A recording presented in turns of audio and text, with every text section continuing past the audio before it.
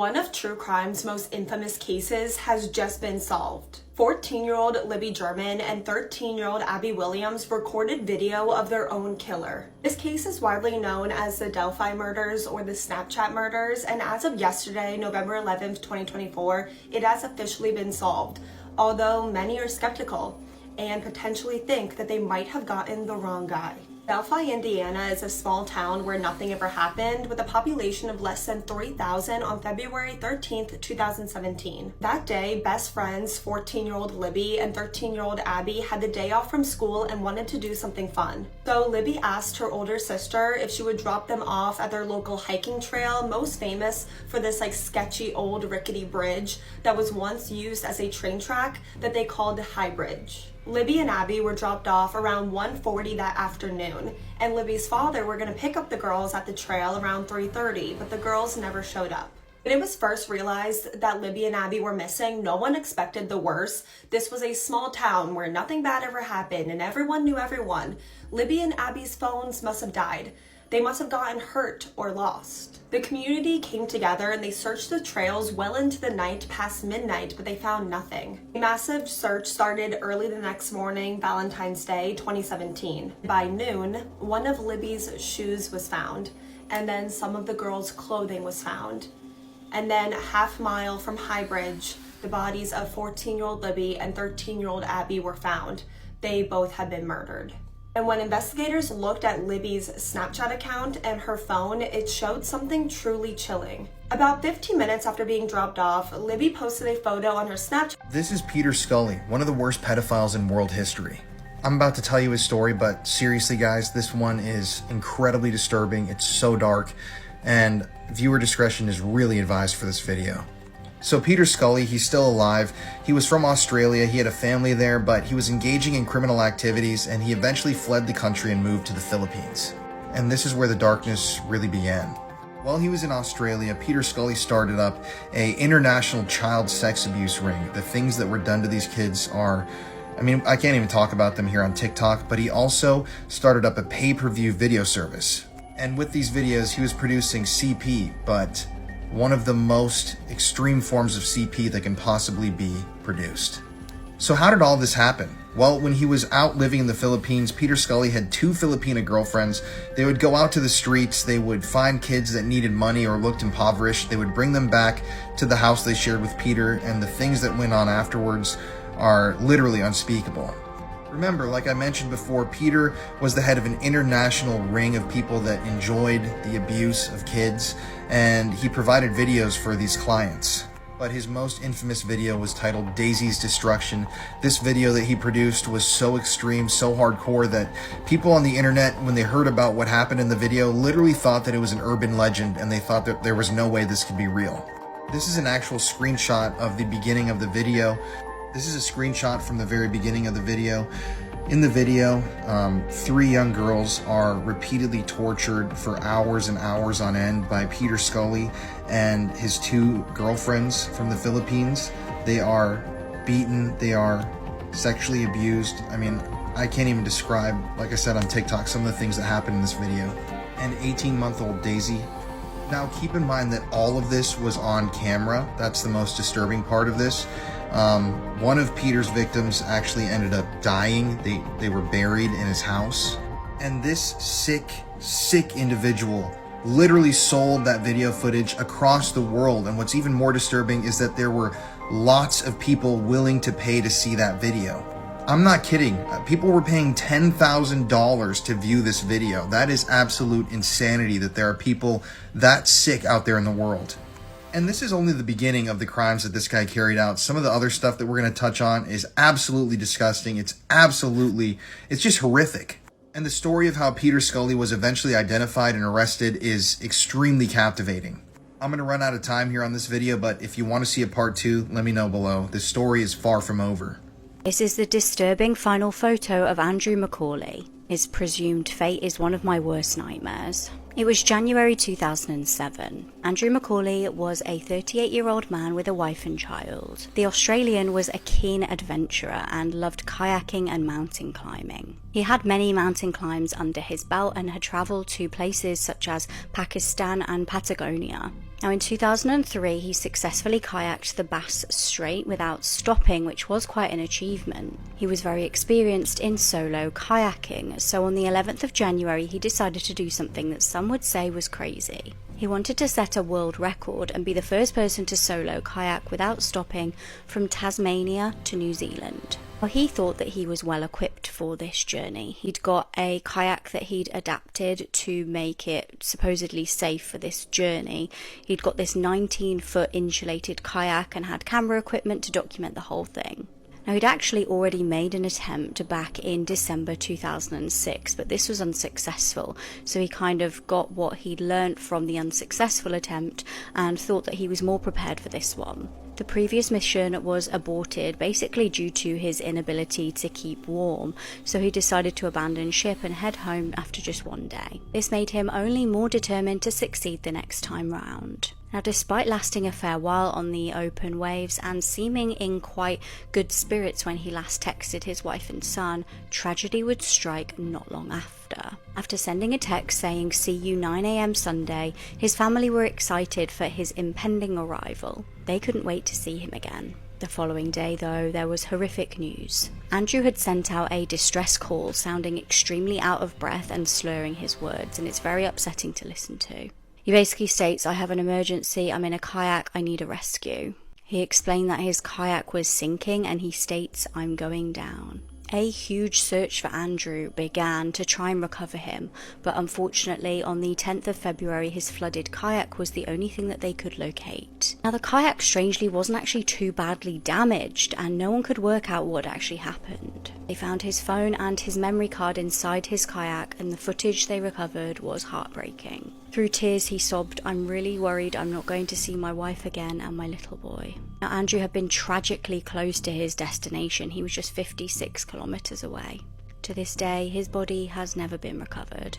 One member of the Bali 9 drug syndicate faces a heartbreaking goodbye, and their transfer to Australia is finally confirmed in the coming weeks. Matthew Norman, aged 38, has built an unconventional life for himself during his 19 years behind bars at Bali's feared Kerabakan prison, with his wife of 8 years, Anita, by his side. However, once Norman is back on Australian soil, he will be banned from ever going back to Indonesia, throwing their 12-year relationship into jeopardy. Norman and Anita had been dating for 4 years before the couple tied the knot in the prison grounds in 2016. The day also signified Norman becoming a stepfather to Anita's young daughter Stella. The family has taken advantage of relaxed visitor rules, spending up to 3 hours a day together and turning the prison into a homey space. Photos show the couple celebrating milestones like Stella's graduation, and Norman's father has also moved to Bali from Sydney to be beside his son. Norman runs a program called Redemption from Jail, teaching prisoners screen printing and graphic design to help them develop skills and break the cycle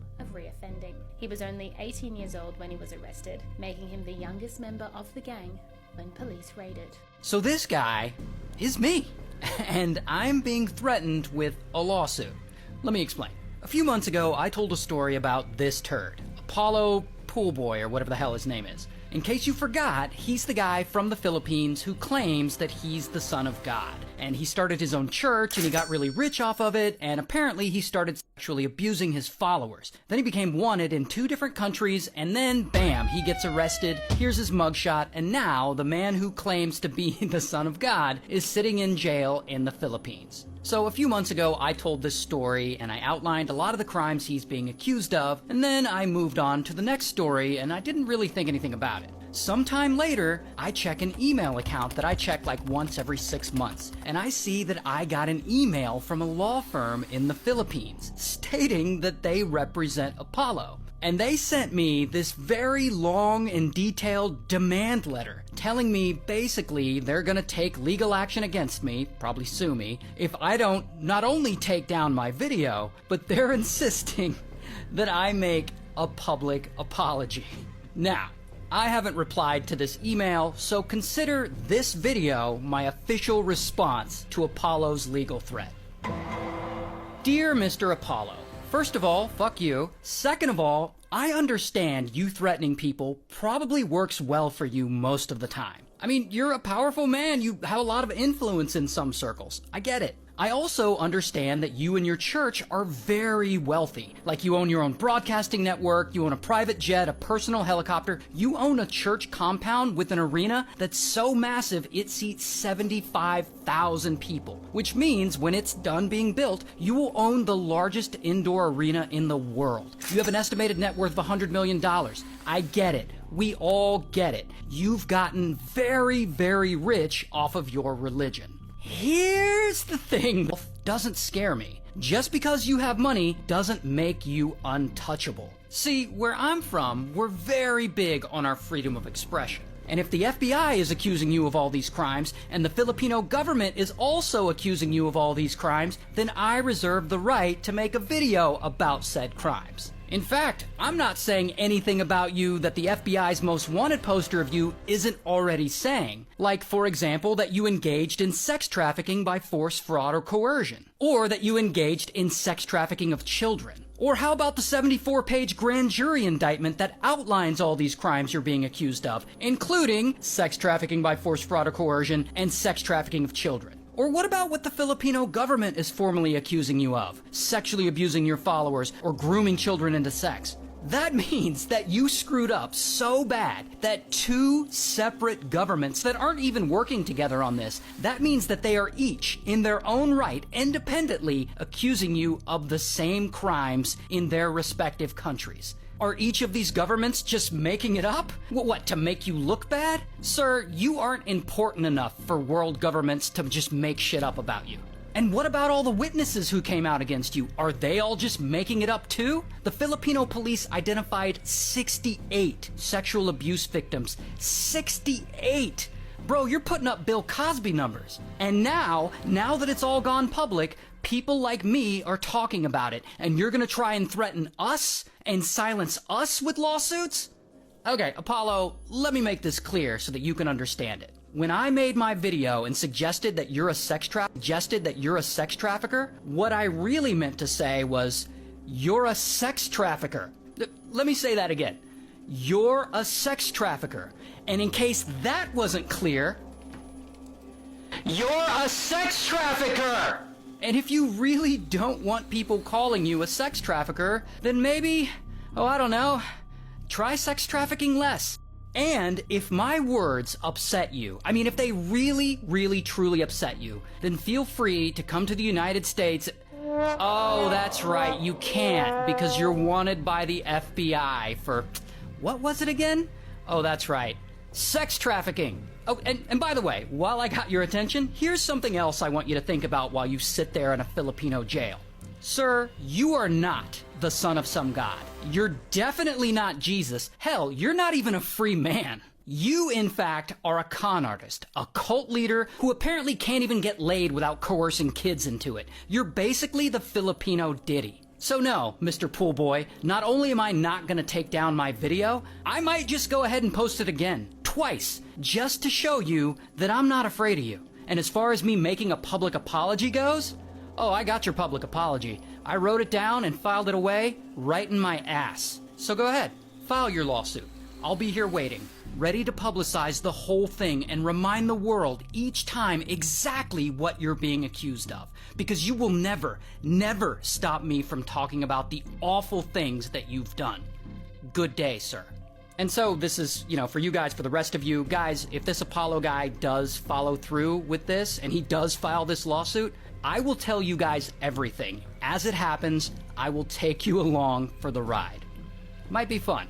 A mother hid her baby daughter in a drawer for 3 years, feeding her only milky Weetabix via a syringe. The toddler was kept a secret from the woman's partner and her other children. Chester Crown Court heard she had never known daylight or fresh air until she was found weeks before her 3rd birthday by the woman's partner. She was left without food for long periods of time and was so malnourished that she had the appearance of a 7-month-old. The mother admitted child cruelty and was jailed for 7.5 years. The judge told her the consequences for the child were nothing short of catastrophic. One day I get a phone call and they said, Sandy, we found your granddaughter, but we're not sure which one. And I said, Bella's a little taller. She's pretty slimmer. She don't get a little belly. And if you pull her hair up a little bit, because I do their hair, and it would be so long, you know, and then I realized all the oil, they would never know. So they said, who's the one that wears a pull-up? And I said, that would be Cece. They said, well, then we have Cece. And I said, well, keep going. I said, find my Bella. And 2 hours later, they did. It was 2 hours later that they said they had found she was Bella. at the bottom of the drum. And their skin was falling off as they were trying to get them out. Everybody needed so much therapy after that. Our hearts just go out to all of them. So this photo is the reason you shouldn't put your feet up on the dashboard of a car. In 2007, Granny Keeley had an airbag deploy on her at 120 miles an hour. She was sitting passenger with her feet up on the dash, and when the airbag went off, her knees went right into her skull. Obviously, this led to a brain injury. Her 2 front teeth also fell out, but she lived, thankfully. She lived without a forehead for about 2 years until surgeons fitted a ceramic forehead into her skull. She had near constant headaches, and she developed gallstones because of the medication she was on. After they fitted a ceramic plate into her forehead, they injected fat from her stomach into it so it could look more natural. This is her today, so she looks very normal now. And of course, because she's in good spirit, she says her ceramic forehead is designer because it was made in Italy. She also spent a considerable amount of time educating people on why they shouldn't put their feet up on the dashboard. Because if you do, you could end up like this. And you might not be so lucky. So, if you get anything from this video, stop putting your feet up on the dash. Let me know what you guys think about this in the comment section below. And as always, these videos are for informational and entertainment purposes only. I was found on the side of a highway, lifeless and nameless. No one knew who I was, so they called me Annie Doe. The police couldn't figure out my identity. They made sketches of my face, even used clay to reconstruct it. But it was all a mystery for years. Almost 50 years later, thanks to DNA, I was finally identified, and what they discovered about my name shocked everyone. It all started back in the early 1970s. On August 19th, 1971, a father and his son were traveling along Redwood Highway in Oregon, near the California border, between O'Brien and Cave Junction. They stopped by the roadside. Some sources say to gather mushrooms, others say it was just to relieve themselves. Whatever the reason, it doesn't really matter. What does matter is that one of them stumbled upon my remains. I was already in an advanced state of decomposition, but it was clear I was human. They called the police, who arrived and found me buried under debris, wood, trash, and other junk. This area was notorious as a dumping ground for garbage, so no one would have thought twice if they saw someone discarding something there. The father and son were immediately ruled out as suspects. I'd been there far too long, and their discovery was purely accidental. The police determined I was a woman. My reddish-brown hair and the clothes I wore, a pair of blue jeans, a white turtleneck, a pink plaid jacket, and leather shoes, gave clues to my identity. But what stood out most were my jewelry. I wore 2 rings. One was a silver ring with the word Sterling and the letters MH engraved on it, which could have been a friendship or engagement ring. The other was a mother-of-pearl ring with the initials AL scratched onto the stone. The investigation began, but this was the 1970s. There were no cell phones, barely any TVs in homes, and news traveled mostly through local newspapers. If I was from far away, no one would know who I was, and that's exactly what happened. In my jacket pocket, they found a map of a campground in California. The police theorized I might have been traveling to California but never made it. Nearby, they also found a knife with someone else's blood on it. Despite their efforts, they couldn't figure out who I was or how I lost my life. Months passed, and the investigation stalled. My remains were carefully stored in evidence, with the hope that future technology might solve the case. 33 years later, in 2004, people started looking into my case again. Forensic artist Joyce Nagy created a sketch and a clay model of my face. She noticed my reddish-brown hair with blonde streaks and gave me the nickname Annie Doe, inspired by the character Annie from the musical. I was no longer just Jane Doe. Forensic advancements kept coming. By 2016, scientists analyzed isotopes in my hair, teeth, and bones to narrow down where I might have lived. These isotopes, left behind by the water and food we consume, suggested I came from a strip of land stretching from the northwest to the northeast of the U.S.